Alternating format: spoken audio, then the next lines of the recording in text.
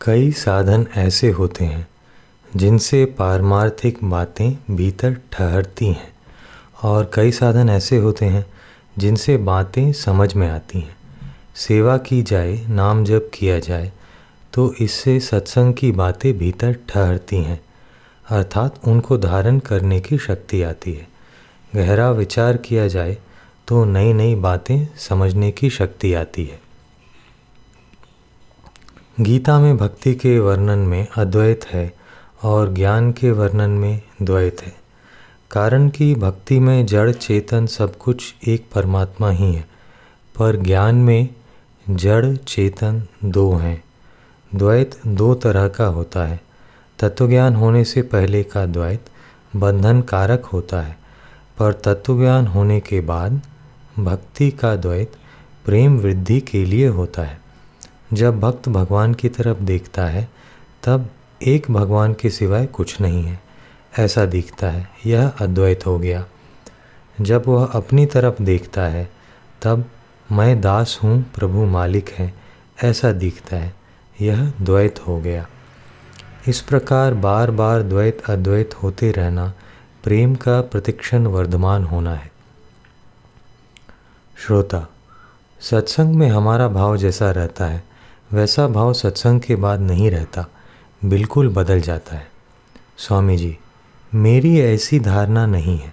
सत्संग के बाद भाव बिल्कुल बदल जाता है, यह बात जचती नहीं है।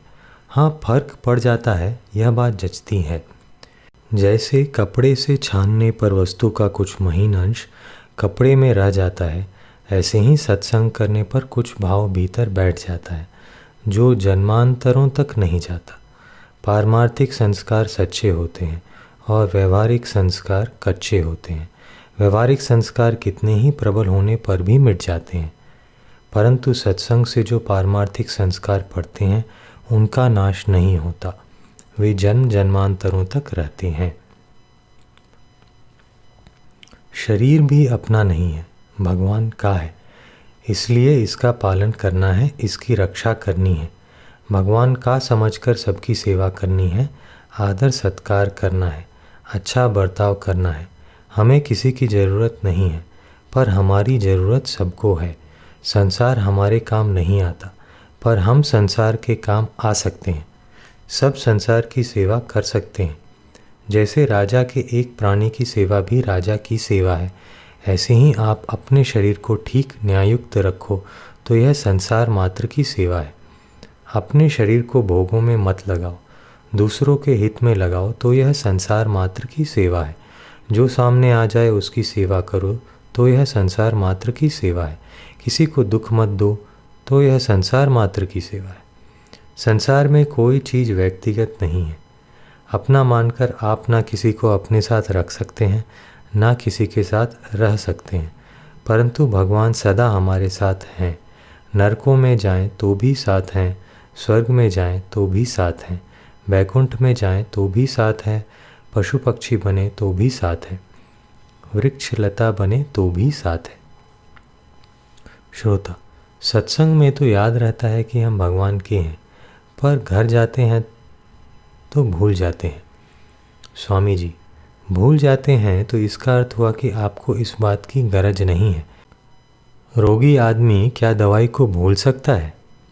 संसार में कोई भी चीज़ चाहना मात्र से नहीं मिलती, पर भगवान चाहना मात्र से मिलते हैं। कारण यह है कि भगवान प्राप्त हैं।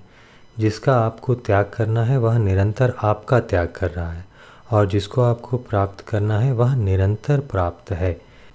जिसके आप अंश हो उसी की प्राप्ति आप नहीं चाहते, तो फिर इससे बढ़िया और कौन सा काम करना बाकी है? भगवान को आप माता पिता, भाई, पुत्र, मित्र, स्वामी, गुरु, चेला आदि जो मानो वे वही बनने को तैयार हैं। भगवान के बनाए हुए कल्प वृक्ष चिंतामणि भी मनोवांछित फल देते हैं, तो क्या भगवान उनसे भी कमज़ोर हैं? भगवान हमारे सब कुछ हैं और किसी की ज़रूरत ही नहीं है। ज्ञान मार्ग में तो शरीर से अलग होना आवश्यक है, पर भक्ति मार्ग में यह आवश्यक नहीं है। भक्ति मार्ग में भगवान की स्मृति रहना आवश्यक है। भगवान प्रिय लगे, मीठे लगें, अच्छे लगें तो फिर सब ठीक हो जाएगा। इसलिए बार बार भगवान से प्रार्थना करो कि हे नाथ मैं आपको भूलूं नहीं। भगवान के पीछे पड़ जाओ कि हे नाथ मैं आपको भूलूं नहीं, फिर सब काम ठीक हो जाएगा। संसार पहले भी नहीं था, पीछे भी नहीं रहेगा। जो आदि और अंत में नहीं होता वह मध्य में भी नहीं होता, यह सिद्धांत है। अतः संसार में नहीं पना स्वतः स्वाभाविक सिद्ध है। परमात्मा है और संसार नहीं है, इसको स्वीकार कर लें। परमात्मा है, यह हमारा विश्वास है, और संसार नहीं है, यह हमारा अनुभव है। दो ही बातें हुई, मेरे तो गिरधर गोपाल और दूसरों न कोई। भगवान मेरे हैं यह मानना है, और संसार नहीं है यह जानना है। जब तक जानना और मानना है तब तक विवेक है। जब जानना और मानना दोनों नहीं रहेंगे, एक है में ही स्थिति हो जाएगी, तब बोध हो जाएगा। प्रेम का मूल है अपनापन। जिसमें हमारी प्रियता होगी उसकी याद अपने आप आएगी। अपनी स्त्री, बेटा, बेटी इसलिए याद आते हैं कि उनमें हमारी प्रियता है, उनको हमने अपना माना है। यदि भगवान में प्रेम चाहते हो तो उनको अपना मान लो, फिर उनकी याद स्वतः आएगी, करनी नहीं पड़ेगी। आप जिसको पसंद करोगे उसमें मन स्वतः लगेगा। आप पसंद ना करो तो मन नहीं लगेगा। भगवान मेरे हैं, इसमें जो शक्ति है वह त्याग तपस्या में नहीं है। मन एक कारण है, आप करता हो। आपके ही गुण अवगुण मन में दिखते हैं। मन नहीं लगता यह दोष नहीं है, खुद आप नहीं लगते यह दोष है। जिसको अपना मानोगे मन उसमें लगेगा। आप प्रेम करते हो संसार से और चाहते हो कि मन भगवान में लग जाए, यह कैसे होगा? जैसे रेलगाड़ी वहीं जाती है जहाँ लाइन बिछी है। जहाँ लाइन है ही नहीं वहाँ रेलगाड़ी कैसे जाएगी? ऐसे ही मन वहीं जाता है जहाँ आपने संबंध जोड़ा है। जहाँ आपने संबंध जोड़ा ही नहीं वहाँ मन कैसे जाएगा? श्रोता, भगवत प्राप्ति की लगन किसको कहते हैं? स्वामी जी, लगन का अर्थ है एक के सिवाय दूसरी बात सुहाए नहीं। लगन लगने पर संसार का सब काम करते हुए भी मन नहीं लगता। मन में बेचैनी रहती है, अन्न जल अच्छा नहीं लगता। श्रोता, मेरा इष्ट तो है बाल गोपाल का, पर मुंह में हरदम सीताराम सीताराम निकलता रहता है। इससे कोई नुकसान तो नहीं? स्वामी जी, कोई नुकसान नहीं है। भीतर में एक बात की दृढ़ता होनी चाहिए कि राम और कृष्ण एक ही हैं। उनका पुराना नाम राम है और नया नाम कृष्ण है। राम त्रेता युग में हुए, कृष्ण द्वापर युग में हुए। राम ही कृष्ण है और कृष्ण ही राम है। ऐसी दृढ़ता हो तो हर्ज नहीं है। अगर दोनों में फर्क दिखे तो फिर इष्ट का ही नाम लेना चाहिए। श्रोता, सहज साधना क्या है? स्वामी जी, जो अपने आप हो, करनी नहीं पड़े, वह सहज साधना होती है। जैसे श्वास स्वाभाविक चलते हैं, ऐसे स्वाभाविक भगवान का चिंतन, भजन, स्मरण, नाम जप आदि होते रहे, करने नहीं पड़े, करने का अभिमान भी ना हो, यह सहज साधना है। अगर माँ बालक के दोषों की तरफ देखे तो क्या बालक का पालन हो सकता है? बालक रोता है तो अपनी मूर्खता से रोता है। भगवान कृपा करते हैं तो नीयत देखते हैं, गलती नहीं देखते। परम विश्राम तब होता है जब कुछ करना नहीं है, जानना नहीं है और पाना बाकी नहीं रहे। ऐसा होने से ही मनुष्य जन्म पूर्ण होता है। सेवा करने से करना बाकी नहीं रहता। अपने स्वरूप को जानने से जानना बाकी नहीं रहता। और परमात्मा को प्राप्त करने पर पाना बाकी नहीं रहता। करना, जानना और पाना जिसमें है वह जीव है। भोगों की कामना, तत्व की जिज्ञासा और प्रेम की लालसा, ये तीनों जिसमें रहते हैं वह मैं अर्थात जीव है। भोगों की कामना का त्याग करने पर साधक होता है। अंतिम चीज है प्रेम। प्रेम के आगे कुछ नहीं है। प्रेम की भूख भगवान में भी है। प्रेम एक अलौकिक तत्व है जो देने से कभी घटता नहीं और पाने से कभी तृप्ति नहीं होती। संसार कर्तव्य सेवा से तृप्त होता है, प्रेम से नहीं। इसलिए कर्तव्य संसार के लिए है और प्रेम भगवान के लिए है। हमारा कुछ है ही नहीं, यह त्याग है। भोगों की इच्छा है तो भोग योनि मिलेगी, मनुष्य शरीर नहीं मिलेगा। शरीर और उसकी क्रिया से कल्याण नहीं होगा। कल्याण संसार की सेवा से होगा, भगवान के संबंध से होगा। निष्काम भाव से होगा, त्याग के भाव से होगा। श्रवण मनन निधि ध्यासन ध्यान समाधि से परमात्मा की प्राप्ति नहीं होगी। परमात्मा की प्राप्ति जड़ता के त्याग से होगी, जड़ता के द्वारा नहीं। कल्याण ना तो करने से होता है ना नहीं करने से होता है, प्रत्युत संबंध विच्छेद से होता है। जड़ता बांधने वाली नहीं है, जड़ता का संबंध ही बांधने वाला है। जड़ अलग है, चेतन अलग है, फिर बंधन कैसे हो गया? आपने जड़ के साथ संबंध जोड़ लिया, इसलिए बंधन हो गया। विदेश में एक व्यक्ति को नफ़ा हो गया और एक व्यक्ति को नुकसान हो गया। दोनों बातें हमने सुनी तो हमें नफ़ा नुकसान का ज्ञान हो गया, पर उसका हमारे पर असर नहीं हुआ। हम राजी नाराज नहीं हुए, क्योंकि उससे हमारा संबंध नहीं है।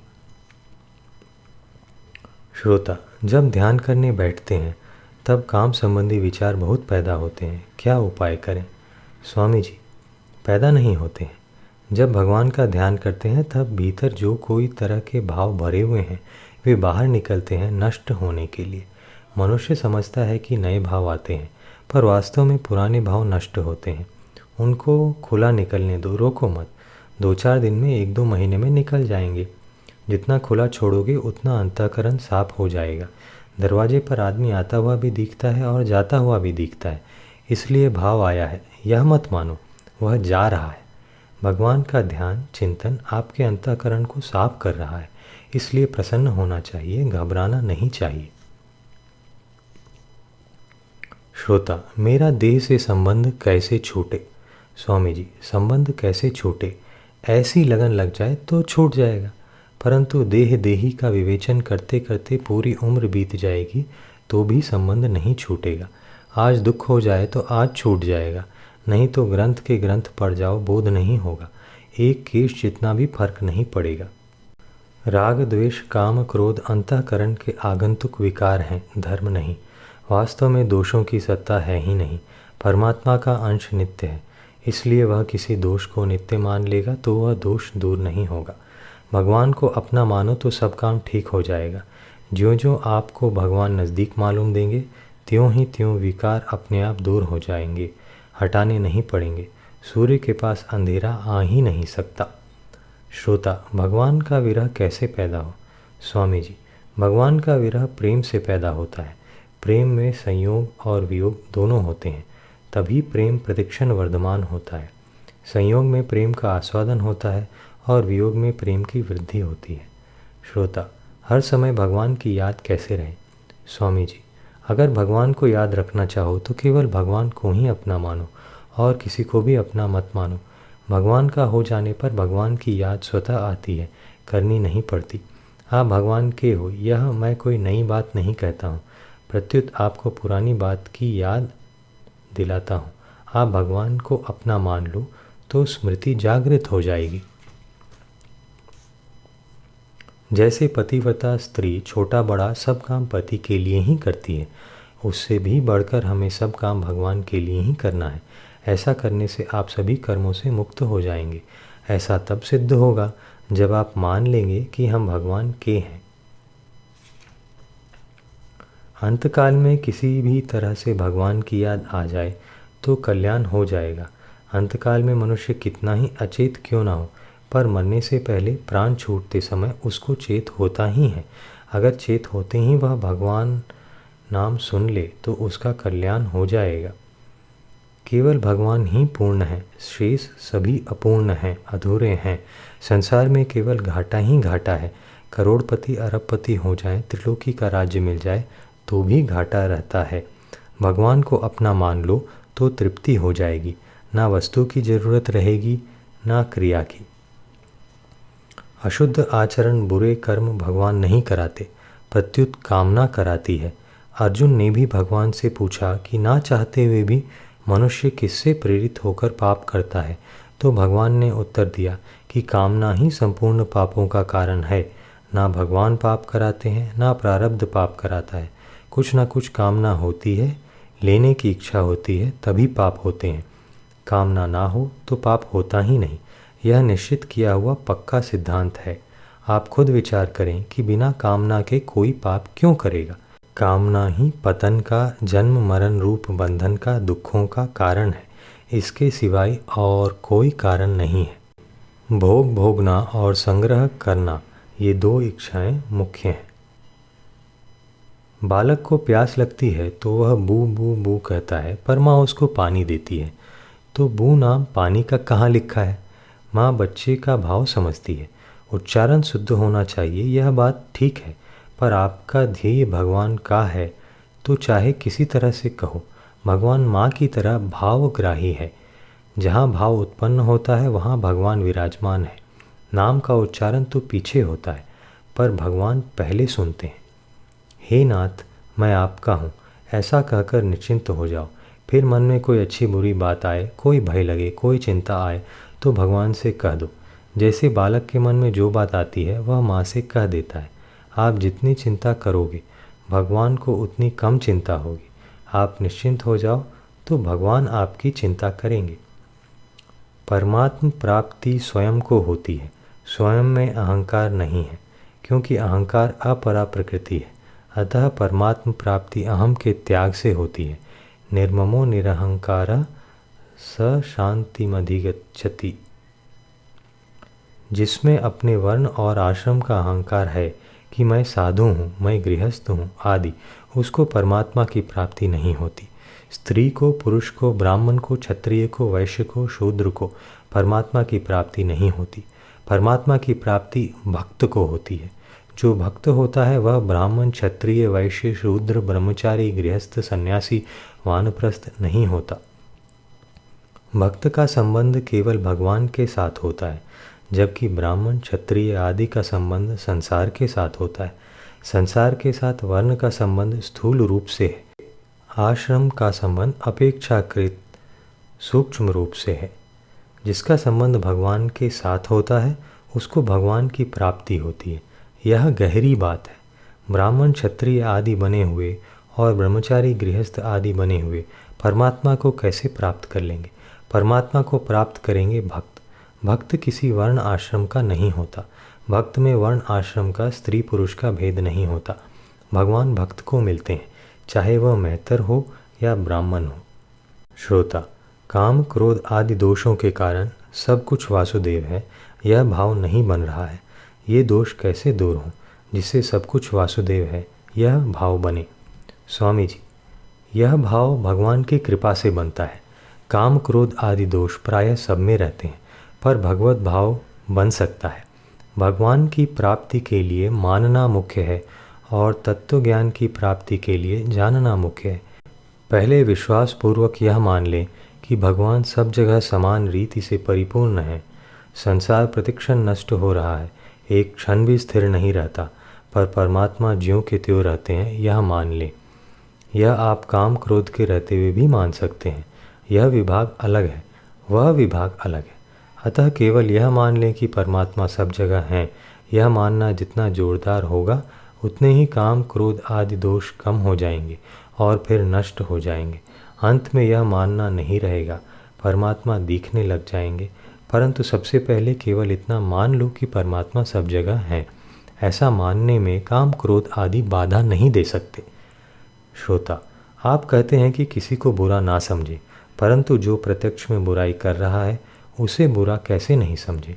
स्वामी जी, किसी को बुरा समझने से आपको क्या लाभ है, इस बात पर विचार करें। मैं आपके कल्याण के लिए बात कहता हूँ। आपको वह काम करना है जिससे आपका कल्याण हो। बुराई मिटाने में तो फायदा है, पर बुरा मानने में रत्ती मात्र भी फायदा नहीं है। दूसरे को बुरा मानने से आप में बुराई आएगी, आपका अंतःकरण मैला होगा, इसमें संदेह नहीं है। संसार का काम करते हुए भगवान को याद रखना, इसमें संसार का काम मुख्य है, भगवान की याद गौण है। भगवान को याद रखते हुए संसार का काम करना, इसमें भगवान की याद मुख्य है, संसार का काम गौण है। इन दोनों से श्रेष्ठ बात है भगवान का ही काम करना, अर्थात काम को भगवान का ही काम समझकर करना। भगवान का काम समझकर करने से सब समय भगवान की याद ही मुख्य रहेगी। हमें जहाँ भी कोई विलक्षणता दिखती है वह वास्तव में भगवान की ही है। जैसे इतने पंखे चलते हैं, बत्तियाँ जलती हैं, इन सब में शक्ति बिजली की है। ऐसे ही संसार में जहाँ भी विलक्षणता, अलौकिकता, विचित्रता, श्रेष्ठता, महत्ता दिखती है वह वास्तव में भगवान की ही है। उस विलक्षणता को भगवान की ना मानकर किसी व्यक्ति की मान लेना गलती है। अच्छे अच्छे संत महात्माओं में जो विलक्षणता दिखती है वह भगवान के संबंध से ही आती है। जो विशेषता को अपनी मान लेता है उसमें वह विशेषता नहीं रहती। श्रोता, शरीर से धर्म का पालन होता है। शरीर माध्यम खलु धर्म साधनम, अतः शरीर हमारे काम आया। स्वामी जी, शरीर धर्म पालन के काम आया, आपके काम नहीं आया। नीति शास्त्र, धर्म शास्त्र और मोक्ष शास्त्र ये तीन हैं। इनमें मोक्ष शास्त्र आपके काम आएगा, नीति शास्त्र तथा धर्म शास्त्र आपके काम नहीं आएगा। धर्म पुण्य है जो भोग कर नष्ट हो जाएगा, आपके साथ नहीं रहेगा। धर्म का फल है सुख और सुख है नाशवान, अतः आपके साध्य परमात्मा है, धर्म नहीं। हम ऐसा कर लेंगे, वैसा कर लेंगे, ऐसा अभिमान करने वाले कई मर गए पर काम कुछ हुआ नहीं। परंतु भगवान के भक्त निश्चिंत रहते हैं और जो होता है उसको भगवान का विधान मानकर उसी में आनंद मनाते हैं। भगवान के विषय में बहुत सी बातें आती हैं, परंतु जो अपना कल्याण चाहता है उसको भगवान कैसे हैं कैसे नहीं हैं इन बातों में नहीं पड़ना चाहिए। कल्याण करने वाली बात यह है कि भगवान हैं और वे जैसे भी हैं हमारे हैं। खास बात यह है कि हम सनात हैं, अनाथ नहीं हैं। इस बात को पकड़ लेना चाहिए। सच्ची बात को स्वीकार कर लेने मात्र से कल्याण हो जाता है। सच्ची बात है, संसार अपना नहीं है, परमात्मा अपने हैं। संसार हमारा नहीं है, हम संसार के नहीं हैं, यह सच्ची बात है। हम भगवान के हैं, भगवान हमारे हैं, यह सच्ची बात है। संसार की ताकत नहीं कि हमारे साथ रह सके और हमारी ताकत नहीं कि संसार के साथ रह सके। भगवान की ताकत नहीं कि हमें छोड़ सके और हमारी ताकत नहीं कि भगवान को छोड़ सके। हमारे में जो अच्छे गुण, अच्छे भाव आदि आते हैं वे भगवान की कृपा से ही आते हैं। जो कुछ भी अच्छा होता है वह भगवान की कृपा से होता है। उसको अपना मान लेना गलती है। भगवान के भक्त गुणों को भगवान का और दोषों को अपना मानते हैं, यह सच्ची बात है। पर सच्ची बात तब समझ में आती है जब अंतःकरण सरल, सीधा, नम्र होता है। एक मार्मिक बात है कि सभी सद्गुण सदाचार स्वाभाविक हैं। हम समझते हैं कि अवगुणों को मिटाना और गुणों को लाना ये दो काम हमें करने हैं, पर वास्तव में काम एक ही है और वह है अवगुणों को मिटाना। अवगुण मिटने पर अच्छे गुण अपने आप आ जाएंगे, क्योंकि जीव परमात्मा का अंश है। जैसे बीमारी छूटने से निरोगता स्वतः आती है, ऐसे ही अवगुण छूटने से गुण स्वतः आते हैं। गुणों को लाने से उनका अभिमान आएगा, पर अवगुणों को छोड़ने से सद्गुण स्वाभाविक आएंगे, पर उनका अभिमान नहीं आएगा। अभिमान की छाया में सभी अवगुण रहते हैं। दैवी संपत्ति के अभिमान से आसुरी संपत्ति पैदा होती है और आसुरी संपत्ति के त्याग से दैवी संपत्ति पुष्ट होती है। हम जो भी कार्य करते हैं स्वार्थ को लेकर करते हैं, यही खास बंधन है। जितना अपना स्वार्थ चाहते हैं उतना ही हमारा पतन होता है। आप रुपयों के लिए काम करते हैं तो आपकी इज्जत रुपयों से कम होती है। जिसकी आप इच्छा करते हैं वह वस्तु बड़ी हो जाती है और आप छोटे हो जाते हैं। परमात्मा के अंश होने से आप संसार मात्र से बड़े हैं। यदि आप स्वार्थ भाव छोड़ दें तो रत्ती भर भी स्वार्थ में कमी नहीं आएगी। जितना रुपया आना है जरूर आएगा। श्रोता, नाम जप करते समय मन संसार में चला जाता है, एकाग्र नहीं होता। उसके लिए क्या करें? स्वामी जी, आप मन से नाम जप करो और मन से ही उसकी गिनती करो। माला, अंगुली आदि से गिनती मत करो। इस प्रकार कम से कम एक माला रोजाना फेर लिया करो। बीच में भूल हो जाए तो पुनः एक से शुरू करो। यह मन लगाने का बहुत बढ़िया उपाय है। श्रोता, हमें तत्व ज्ञान हो गया, इस बात की क्या पहचान है? स्वामी जी, हमने भोजन कर लिया, भूख मिट गई, इसकी क्या पहचान है बताओ? एक भोली भाली स्त्री गर्भवती हुई तो उसने माँ से कहा कि माँ, मेरा बच्चा हो तो मेरे को जगा देना। माँ ने कहा कि मैं तेरे को क्या जगाऊंगी, तू दुनिया को जगा देगी। हमें तत्वज्ञान हो जाएगा तो बिना कहे अपने आप दूसरों को पता लग जाएगा। श्रोता, आप कहते हैं कि दूसरों को सुख दो, तो जो सुखी है उसको क्या सुख देंगे? स्वामी जी, ऐसा एक भी आदमी बताओ जो सुखी हो। ऐसा कोई आदमी बताओ जिसको भूख नहीं लगती, प्यास नहीं लगती, सर्दी नहीं लगती, भय नहीं लगता। जिस विषय में वह दुखी हो उस विषय में उसको सुख पहुंचाओ। सब दुखी ही दुखी मिलते हैं। मेरे को तो अभी तक एक भी सुखी नहीं मिला जो कहे कि मैं सब तरह से सुखी हूँ। श्रोता, ऐसा आया है कि शठे साठ्यम समाचरित, बुरे के साथ बुरा व्यवहार करें। स्वामी जी, यह नीति की बात है, कल्याण की बात नहीं है। नहीं है, नहीं है। नीति से धर्म ऊंचा है और धर्म से कल्याण ऊंचा है। यह धर्म की बात भी नहीं है, कल्याण होना तो दूर रहा। क्षमा मांगना और क्षमा कर देना ये दो मामूली बात नहीं है, बहुत ऊंचे दर्जे की बात है। क्षमा मांगना असली तब होता है जब जिस कसूर के लिए क्षमा मांगी जाए वह कसूर फिर उम्र भर कभी किसी के प्रति ना करे। ऐसे ही क्षमा करना असली तब होता है जब सदा के लिए ही क्षमा कर दे। क्षमा मांगना और क्षमा करना बड़े सूरवीर का काम है, मामूली आदमी का काम नहीं। जैसे सत्संग से महान लाभ होता है ऐसे ही कुसंग से महान हानि होती है। सांसारिक भोग और संग्रह को श्रेष्ठ मानने वाले और उनमें आसक्त पुरुषों का संग कुसंग है। भगवान की चर्चा हो, भगवान का चिंतन हो, वह सत्संग है। आजकल कुसंग बहुत मिलता है, उससे सावधान रहो, अपने को बचाओ। श्रोता, मोक्ष प्राप्ति की लगन कैसे हो? स्वामी जी, मोक्ष प्राप्ति की लगन होगी संसार की लगन छोड़ने से। दो बातें हैं, एक भगवान हैं और मिलते हैं, यह दृढ़ विश्वास हो, और दूसरी भगवान कैसे मिले यह लालसा हो। उपाय बहुत हैं लेकिन आपकी लगन चाहिए। जितनी ज़्यादा लगन होगी उतना लाभ है। आपने जोर से भजन जप तप किया परंतु भगवान मिलते हैं कि नहीं मिलते यह संदेह है तो फिर भगवान नहीं मिलेंगे। मैं पापी हूँ, भगवान नहीं मिलेंगे तो भगवान नहीं मिलेंगे। मैं अधिकारी नहीं हूँ तो भगवान नहीं मिलेंगे। मैं कैसा ही हूँ पर भगवान मिलने चाहिए तो भगवान मिल जाएंगे। केवल अपनी चाहना बढ़ाओ। जड़ विभाग शरीर संसार की सेवा के लिए है और चेतन विभाग आप स्वयं भगवान के लिए हैं। आप इस बात को जमा लें कि हम चाहे कैसे ही हों, हम भगवान के हैं। कीचड़ से भरा बालक भी माँ की गोदी में जाने के लिए निशंक होता है। अगर माँ निगाह ना रखे तो वह वैसा ही जाकर माँ की कीमती रेशमी साड़ी में बैठ जाएगा। बालक यह नहीं सोचता कि अभी मैं माँ की गोदी में बैठने लायक हूँ ही नहीं, बस मेरी माँ है। ऐसे ही भगवान हमारे हैं, इसलिए भगवान से संकोच करने की ज़रूरत नहीं है। आप जैसे हैं वैसे ही उनके चरणों में जाकर बैठ जाएं। हम भगवान के हैं, इस बात को पकड़ लो तो शुद्धि करनी नहीं पड़ेगी, अपने आप शुद्धि होगी। आपको आश्चर्य आएगा कि बिना कुछ किए इतनी शुद्धि, इतनी निर्मलता कैसे आ गई। भगवान के होने से जैसी शुद्धि होती है वैसी शुद्धि कर्मों से नहीं होती। श्रोता, धन संपत्ति स्त्री पुत्र आदि अपने नहीं हैं तो क्या उन्हें छोड़ देना चाहिए? स्वामी जी, वे अपने नहीं हैं इसका यह तात्पर्य नहीं है कि उनको छोड़ दें। यह शिक्षा की बात है। सिवाय भगवान के रत्ती भर भी कोई चीज़ अपनी नहीं है, यह भीतर से मानने की बात है, बाहर हल्ला करने की बात नहीं है। मन से शरीर को भी अपना नहीं मानना चाहिए। शरीर संसार का है, अपना नहीं, इसलिए इसको संसार की सेवा में लगाना है।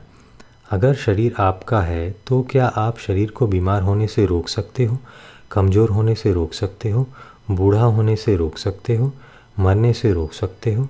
शरीर पर आपका वश नहीं चलता तो क्या शरीर का त्याग कर दोगे?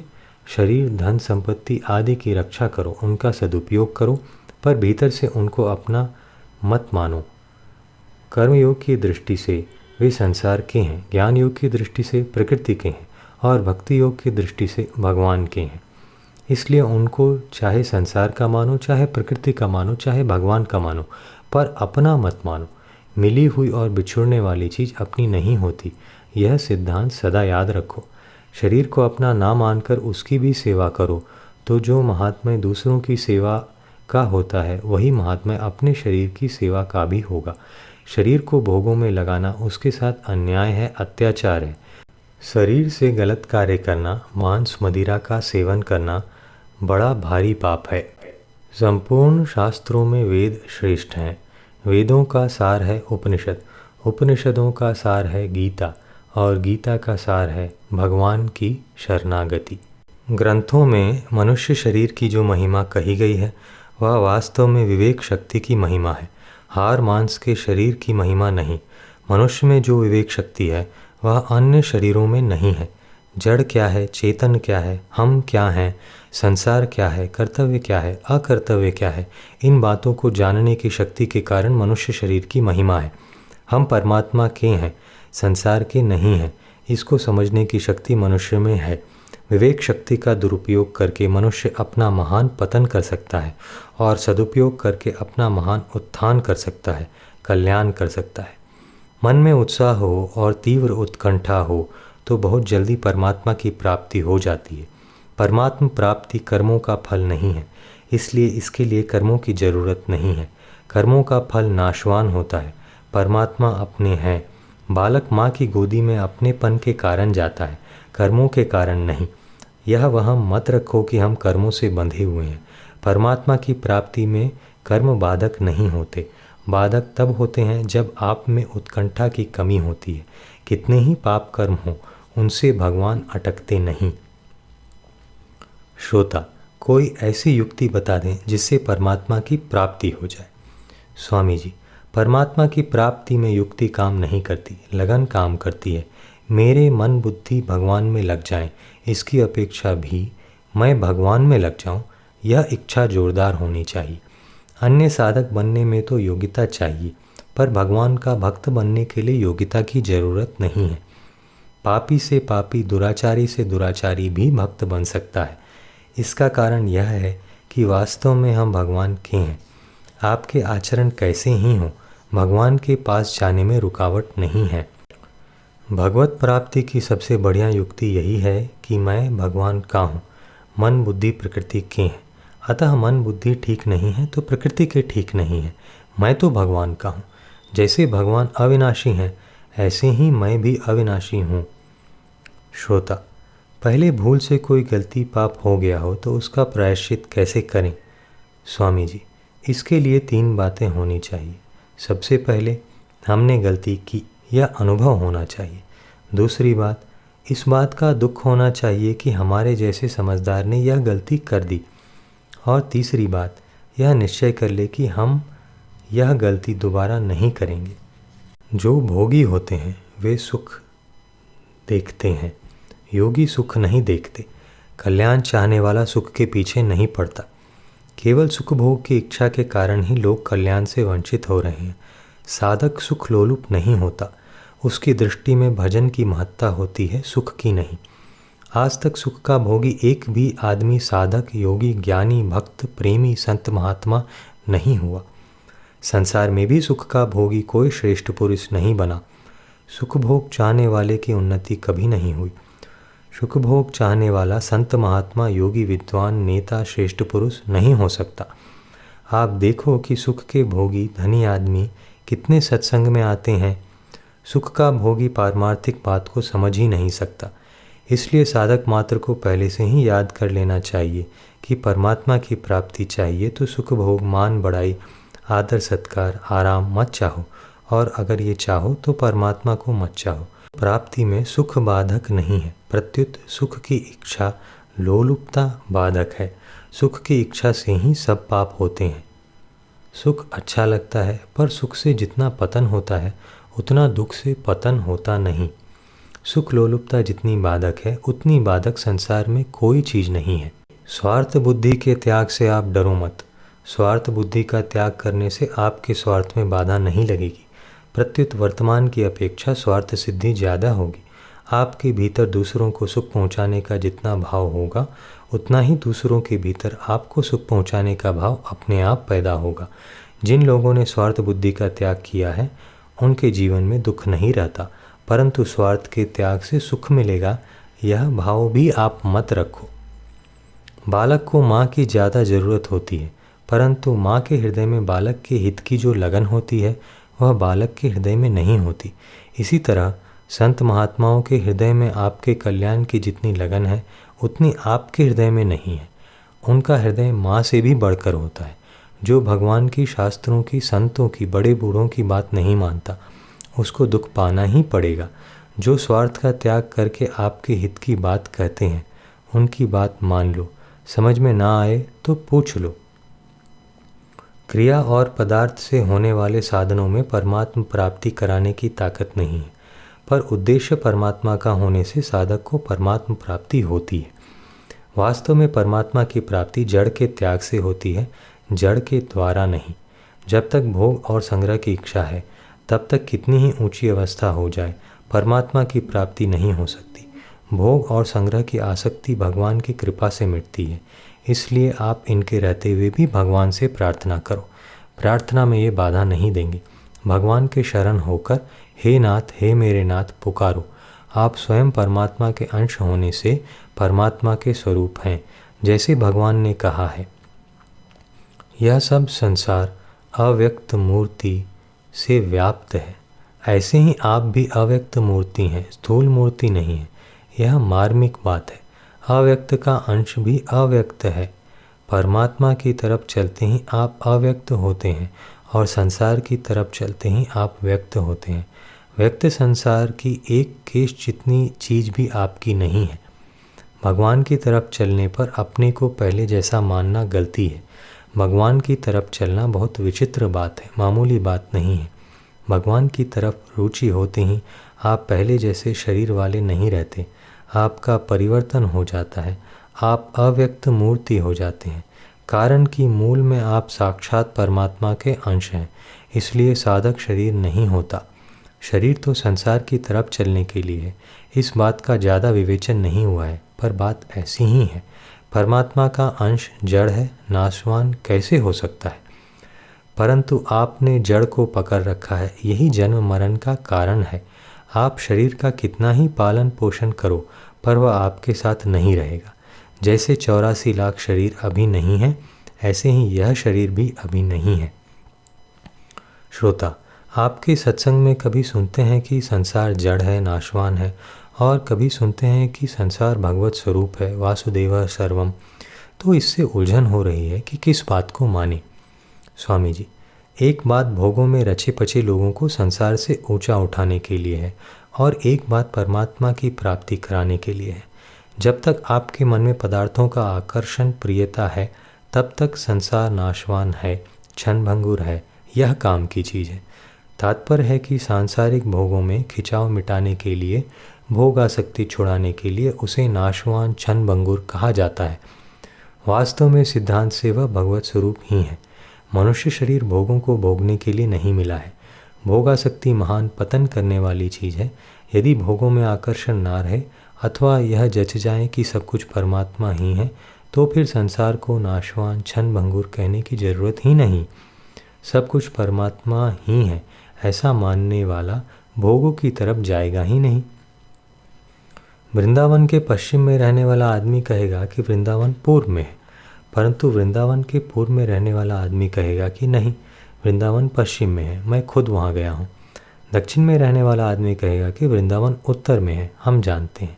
उत्तर में रहने वाला कहेगा कि वृंदावन दक्षिण में है, मैंने खुद जाकर देखा है। इनकी बातें आपस में कैसे मिलेंगी? जबकि एक भी आदमी झूठ नहीं बोलता है, सब सच बोलते हैं। तात्पर्य है कि उद्देश्य एक होने पर भी वहाँ तक पहुँचने के मार्ग अलग अलग होते हैं। इसलिए आपकी जो स्थिति है उस पर विचार करके आप परमात्मा की तरफ चलो।